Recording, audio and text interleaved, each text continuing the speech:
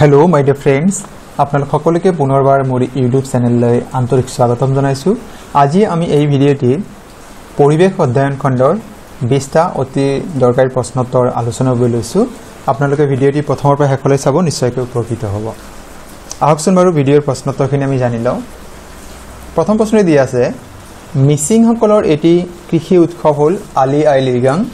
ইয়াত এই আলি আই লৃগাং যেটো উৎসৱ আছে, ইয়াৰ তিনিটা খণ্ড আপোনালোকে চাব।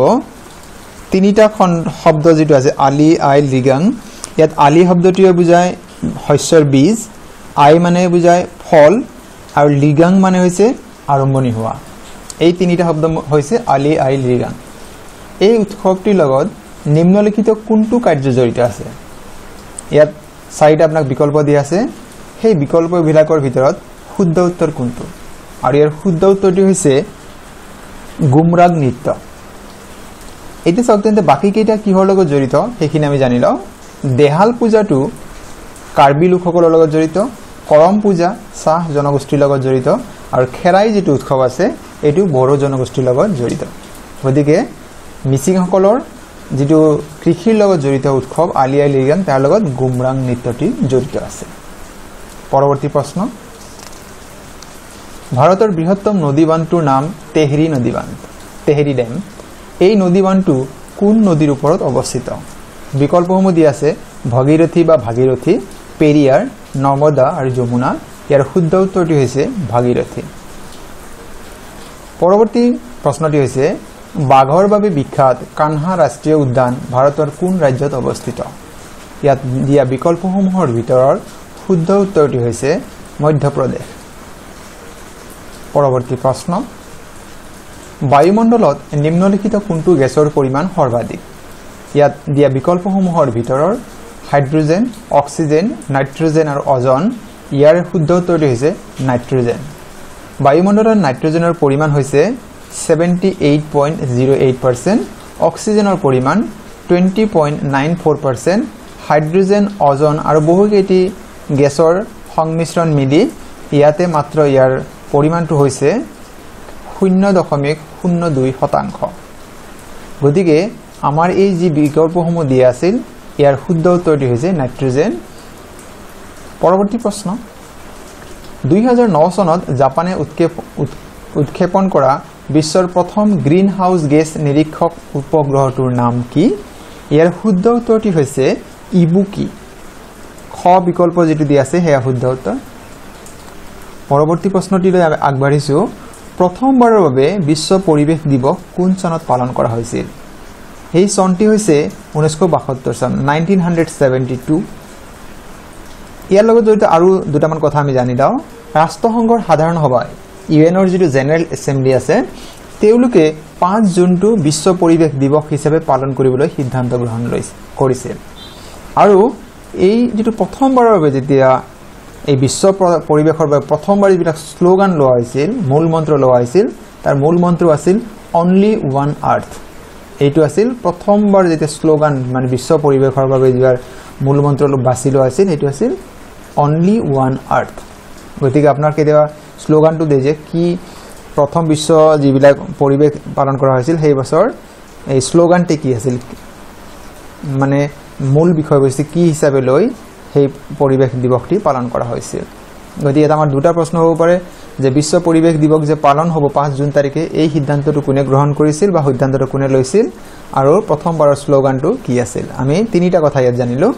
আৰু প্ৰথম চনটো আছিল, প্ৰথমবাৰৰ বাবে উদযাপিত হৈছিল 1972। পৰৱৰ্তী প্ৰশ্ন, ভাৰতীয় সংবিধানত সন্নিৱিষ্ট মৌলিক কৰ্তব্যসমূহ ভাৰতীয় সংবিধানৰ কোনটো অনুচ্ছেদত উল্লেখ আছে? আৰু এই ইয়াত উল্লেখিত বিকল্পসমূহৰ ভিতৰৰ ক যেটো আছে, অনুচ্ছেদ 51 ক, মানে আৰ্টিকল 51A, তাত মৌলিক কৰ্তব্যসমূহ উল্লেখ আছে। আৰু এই মৌলিক কৰ্তব্যসমূহ ভাৰতীয় সংবিধানৰ 4A খণ্ড যদি হিচাপে কোৱা হয়, চতুৰ্থ খণ্ডৰ ক অংশত মৌলিক কৰ্তব্যসমূহ সন্নিৱিষ্ট কৰা হৈছে। পৰৱৰ্তী প্ৰশ্নটি হৈছে, কোন তাৰিখে বিশ্ব ধঁপাত নিষিদ্ধ দিৱস ৱৰ্ল্ড নো টোবেকো ডে পালন কৰা হয়?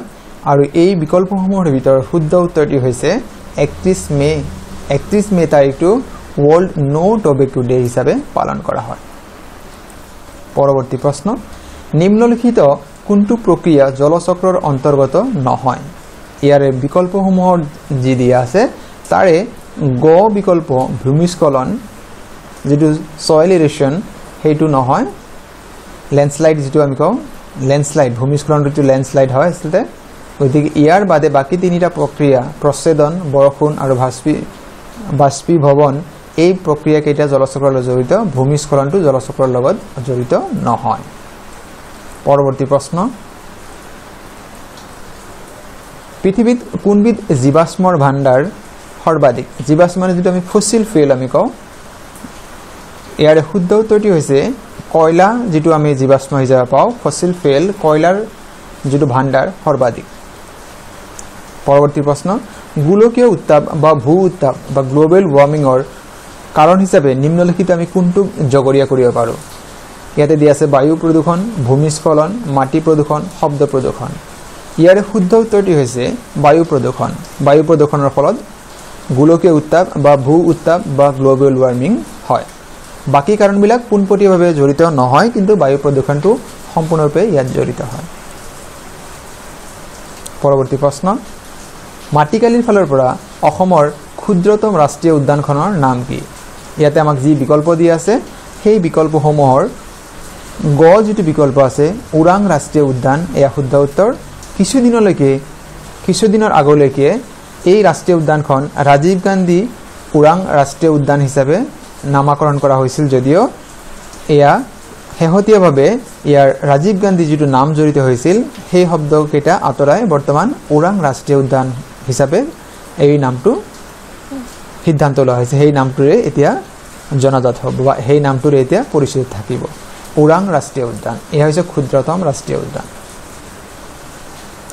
পৰৱৰ্তী প্ৰশ্নটি হৈছে বিশ্ব বন্যপ্ৰাণী দিৱস কোন তাৰিখে পালন কৰা হয় আৰু ইয়াৰ শুদ্ধ উত্তৰটি হৈছে 3 মাৰ্চ তাৰিখ 3 মাৰ্চ তাৰিখে বিশ্ব বন্যপ্ৰাণী দিৱস পালন কৰা হয় পৰৱৰ্তী প্ৰশ্ন কোন চনত বায়ু প্ৰদূষণ প্ৰতিৰোধ আইন গৃহীত কৰা হয় বায়ু প্ৰদূষণ প্ৰতিৰোধ আইন শুদ্ধ উত্তৰটি হৈছে 1981 চন 1981 পৰৱৰ্তী প্ৰশ্ন নীলা বিপ্লৱ বা ব্লু ৰিভলিউশন নিম্নলিখিত কিহৰ লগত জড়িত ইয়াত দিয়া বিকল্পসমূহ দিয়া আছে হেউজিয়া শস্য মীন পালন ফুল উৎপাদন আৰু গাখীৰ উৎপাদন ইয়াৰ খ বিকল্প যেটো মীন উৎপাদন মাছ উৎপাদনৰ লগত জড়িত হেতু ব্লু ৰিভলিউশন বুলি কোৱা হয় গ্ৰীন ৰিভলিউশন আছিল শস্য উৎপাদনৰ লগত জড়িত হোৱাইট ৰিভলিউশন আছিল গাখীৰ উৎপাদনৰ লগত জড়িত গতিকে আপোনালোকে বাকি শব্দকেইটা অলপ যদি মনত ৰাখে পৰীক্ষাত হয়তো কোনবাটা আপোনাক দিব পাৰে পৰৱৰ্তী প্ৰশ্ন বিশ্ব ওজন দিৱস কোন তাৰিখে পালন কৰা হয় ইয়াৰ শুদ্ধ উত্তৰটি হৈছে যেটো ক বিকল্প দিয়া আছে 16 ছেপ্টেম্বৰৰ দিনটো বিশ্ব ওজন দিৱস হিচাপে পালন কৰা হয় পৰৱৰ্তী প্ৰশ্ন 2021 চনত অসমৰ ৰাষ্ট্ৰীয় উদ্যানৰ তালিকাত নতুনকৈ সংযোজন হোৱা ৰায়মনা ৰাষ্ট্ৰীয় উদ্যান কোন জিলাত অৱস্থিত আমি সকলোৱে জানো যে 2021 চনত অসমৰ ৰাষ্ট্ৰীয় উদ্যানৰ তালিকাত নতুনকৈ দুটি ৰাষ্ট্ৰীয় উদ্যান সংযোজন কৰা হৈছে তাৰ এটা নাম হৈছে দিহিং পাটকাই আনটো হৈছে ৰায়মনা ৰাষ্ট্ৰীয় উদ্যান এতিয়া ৰায়মনা ৰাষ্ট্ৰীয় উদ্যানখন অসমৰ কোন জিলাত অৱস্থিত আৰু ইয়াৰ শুদ্ধ উত্তৰটি হৈছে কোকৰাঝাৰ জিলাত আৰু দিহিং পাটকাই যেটো ৰাষ্ট্ৰীয় উদ্যান হিচাপে স্বীকৃতি লাভ কৰিছে হেয়া ডিব্ৰুগড় আৰু তিনিচুকীয়া জিলাত অৱস্থিত পৰৱৰ্তী প্ৰশ্ন এল নিনো কি হয় ইয়াৰ শুদ্ধ উত্তৰটি হৈছে গৰম পানীৰ সাগৰীয় বতাহ এল নিনো হৈছে এক প্ৰকাৰ গৰম পানীৰ সাগৰীয় বতাহ পৰৱৰ্তী প্ৰশ্ন প্ৰথম নমামি ব্ৰহ্মপুত্ৰ যেটো প্ৰগ্ৰাম আছিল কাৰ্যসূচী কেতিয়া অনুষ্ঠিত হৈছিল ইয়াৰ শুদ্ধ উত্তৰটি হৈছে 31 মাৰ্চৰ পৰা 4 এপ্ৰিল তাৰিখলৈ এই নমামি উৎসৱ অনুষ্ঠিত হৈছিল পৰৱৰ্তী প্ৰশ্ন বায়ুমণ্ডলৰ কোনটো স্তৰত ওজন গেছৰ এটা স্তৰ আছে আৰু এই প্ৰশ্নৰ শুদ্ধ উত্তৰটি হৈছে ষ্ট্ৰেটোস্ফিয়াৰত বায়ুমণ্ডলৰ ষ্ট্ৰেটোস্ফিয়াৰ যেটো স্তৰ আছে তাত ওজন গেছৰ এটা স্তৰ আছে আৰু এই ওজন গেছে সূৰ্যৰ পৰা বিকিৰিত হোৱা সূৰ্যৰ পৰা ওলাই অহা অতি বেঙুনীয়া ৰশ্মি যেখিনি আল্ট্ৰাভায়োলেট ৰেজ বুলি কোৱা হয় সেই অতি বেঙুনীয়া ৰশ্মিসমূহ ওজন স্তৰে ভূপৃষ্ঠত আহাত বাধা দিয়ে আজিৰ ভিডিঅ'ৰ প্ৰশ্নোত্তৰসমূহ ইমানেই আপোনালোকে ভিডিঅ'টি সম্পূৰ্ণভাৱে চাইছে তাৰ বাবে আপোনালোকৰ অশেষ ধন্যবাদ আৰু আপোনালোকৰ এটা অনুৰোধ যদি আপোনালোকৰ কোনোবা এতিয়ালৈকে মোৰ চেনেলটি সাবস্ক্ৰাইব কৰা নাই আপোনালোকে যদি ভিডিঅ'ৰ বিষয়বস্তু ইয়াৰ উপস্থাপন ভাল পাইছে মোৰ চেনেলটি সাবস্ক্ৰাইব কৰিব বুলি আশা থাকিল আজিৰ বাবে ইমানেই ধন্যবাদ